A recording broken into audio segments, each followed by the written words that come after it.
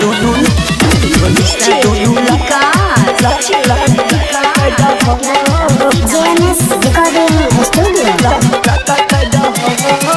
पढ़े जाते रही रोजे स्कूल में छोटा संग ढुक जाते रही के पुल में छोटा संग ढुक जाते रही के पुल में पढ़े जाते रही रोजे स्कूल में छोटा संग ढुक जाते रही के पुल में तोड़ा देखी मिजाज हमर सटटा हो हेगे देखलियो साइकिल पर छौड़ी चोली से दोनों लटका हो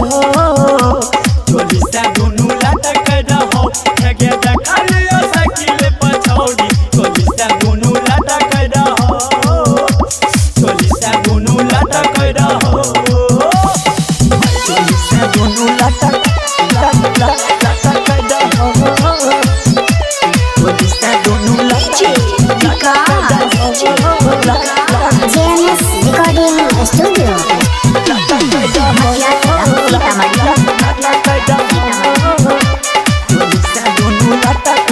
देख के तो ना हमरा हुने छौ बर्दाश्त गे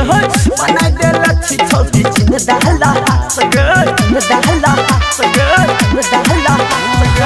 देख के तो ना हमरा हुने छौ बर्दाश्त गे बना दे लच्छी छोटी चिन दहला गे तोरा देख के मिजाज हमर सटका हो हेगे देखलियो साइकिल पर छौड़ी चोली से दोनों लटका हो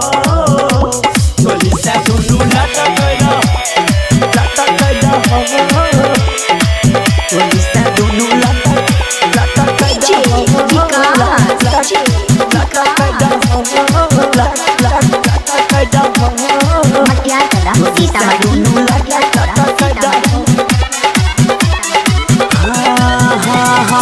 रबीरी सीधी रद चिखलल को तोड़ा मकई खेत में बिछा कबोड़ा मकई खेत में बिछा कबोड़ा छौड़ी राइटर संगम सरवन चिखलल को तोड़ा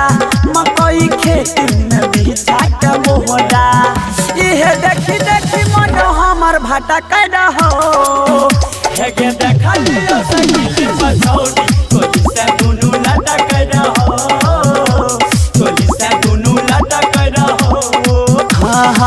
पढ़े जाते रही रोजे स्कूल में छोटा संग ढुक जाते रही के पुल में